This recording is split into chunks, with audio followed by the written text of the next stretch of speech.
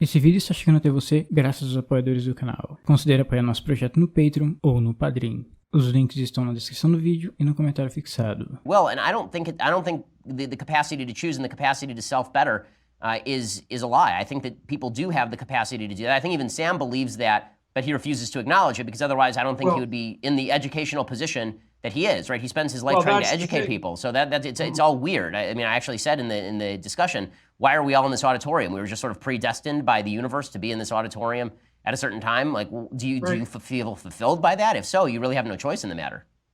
Well, one of the things that's always bothered me about the new atheist types and the hyper-rationalists is that they're, as far as I can tell, their conduct is full of performative contradictions. They say they believe certain things, but they don't act that way. And my sense, because I'm an existentialist at heart, is that what you believe is what you act out. What you say might be in accordance with that, and it might not. But there's no reason to assume that your beliefs are transparent to yourself, regardless of your claims.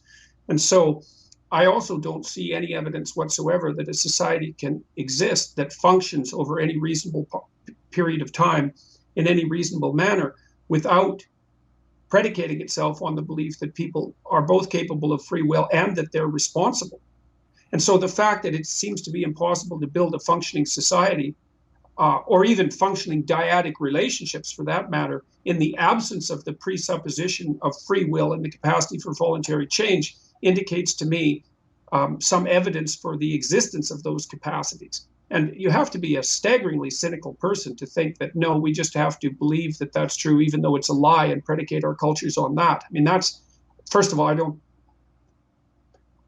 I think it's a weak claim. I don't think that it's also not the rock upon which you want to found your culture. So one of the things that struck me about the mythological stories that I've immersed myself in is that there's always three prime characters in a mythological story. There's culture, right? So that's the great father, let's say, in his many mythological guises. And there's nature, that's the great mother. And so you could say that that's the biology and society of the modern scientist. But then there's the independent individual as a causal force who has a nature that enables choice and free will and all of those things. And that independent third factor is something like the logos that gives rise to being at the beginning of time, right? That calls order forth out of chaos. And the fact that we can't account for that scientifically, although I don't think we can deny it either, doesn't mean that it doesn't exist. Yeah, I totally agree with that. And of course, I enjoy maps of meaning, so I'm pretty familiar with the terminology that you use because I've read your book. But I think that there's this idea that you can find meaning in a meaningless universe, that we're just meatballs wandering through space with a little bit of sentience, understanding that we are meatballs wandering through space. I have a hard time building any sort of system on that. And the refusal of the new atheists to even recognize that the morality that they promulgate, right, the rip that they have on religion typically is that religion is barbaric and backwards and promulgates all sorts of horrible moral values with which they disagree. And what they refuse to acknowledge is that their moral values are predicated within that system.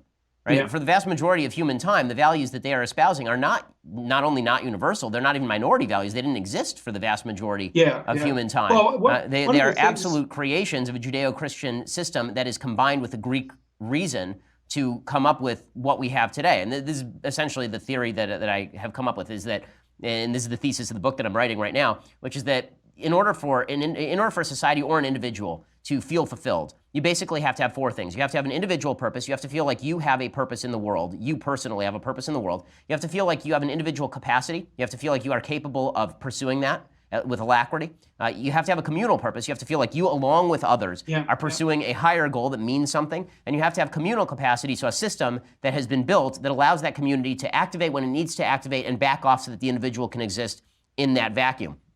And we have torn away at all the roots of those things, because all of those things, I think the apotheosis of, the apex of modern thought was basically the unfulfilled but universal theories of the American founding fathers. I think it's about as good as it got in terms of governmental theory. I don't think it's gotten better since then. I think that it's been extended more broadly. I think the universalism that they were implying has now been applied in many ways, and that's a great thing, right? The founders obviously still held slaves, many of them, but their principles were not in favor of slavery.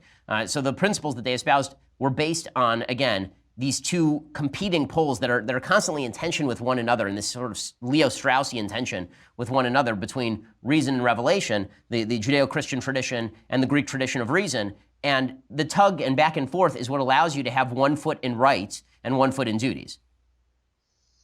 So it'd be really good to have a lengthy conversation about this at some point, because there's some things in here that really have to be delved in deeply. Like the you have to find your own purpose argument was one that was put forth very strongly by Nietzsche after he announced the death of God. He said that people would have to revalue good and evil and to come up with their own definitions of what constituted morality. And like the Nietzschean criticism of Christianity is about as deep as it got, with the possible exception of Dostoevsky.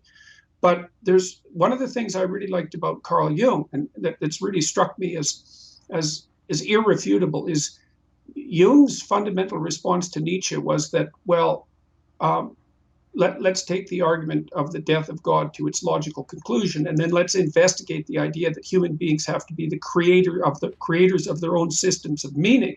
Jung's idea, and this was also the case for the other psychoanalysts, was that's just palpably false, because it turns out that you're not the sort of creature that can create your own meaning. You're the sort of creature that has to discover the meaning that already exists encoded within you. And part of that is that you're not your own slave. And so it's a critique not only of the idea that you can will your own destiny in its entirety while completely ignoring the fact that you have a nature, but it's also a profound critique of the socialist utopian ideas that human beings can be molded in any way that they see fit. And so Jung's objection was something like, well, try to generate a meaning on your own out of nothing, and then try to force yourself to follow it and see how far you get. What you'll find is that you rebel. Your own nature rebels in every possible way against the arbitrary imposition of of just any old moral framework on the manner in which you're going to conduct yourself.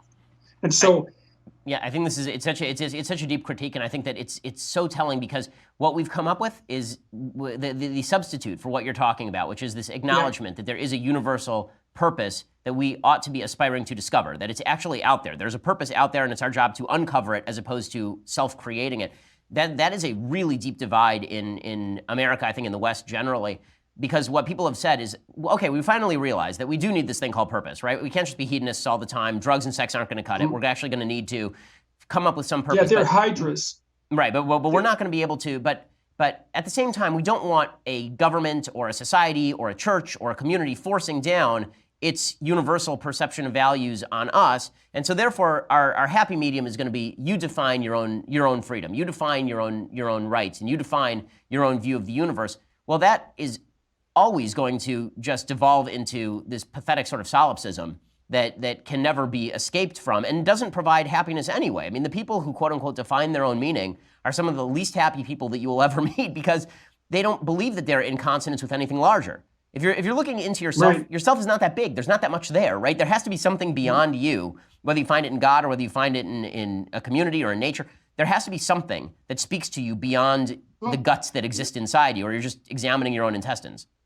I think, too, that you can make a strong scientific case, and this is something I never got to in my discussions with Sam Harris, is you can make a strong scientific case for the reality of meaning let's just call it for the reality of meaning. You might think about it as a psychological reality, but you can think about it as a metaphysical or a biological reality too, because as far as I can tell, and there's good neurological evidence for this, your brain is adapted to two modes of being. And one mode of being is that mode that obtains when you're where you know what you're doing and you know what's going on. So you could call that explored territory, let's say. And there's another mode of being that is that which obtains when you don't know what's going on, when you're in unexplored territory. You could say, well, animals since the beginning of time have adapted to some combination of explored and unexplored territory. Olá pessoal, tudo bem? Então eu tô passando para desejar um feliz ano novo para todos vocês, que Deus abençoe e ilumine a sua vida e que os seus sonhos se realizem. Muito obrigado pelo apoio, pelas mensagens, pelo engajamento em ambas as plataformas, tanto no YouTube quanto no Twitter. E um agradecimento especial aqui às pessoas que apoiam financeiramente o meu trabalho, o meu projeto, o nosso projeto, pois sem vocês nada disso aqui seria possível, seria impossível de acontecer. O Warlei, a Sandra, a Majestade, o Thiago, o Antônio, o Arthur, o Carlo, a Erika, o Rubens, o Caio, o Flavio, o Gustavo, o Vunho, a Spanish.vaz, o Eduardo, a Renata, o João, o Henrique, o Leonardo, a Iracema, o Eduardo Maluf, o Anderson, o Daniel, o Morandi, a Atena, o Wesley e o grande Pablo. Muito obrigado por tudo, boas festas, até mais.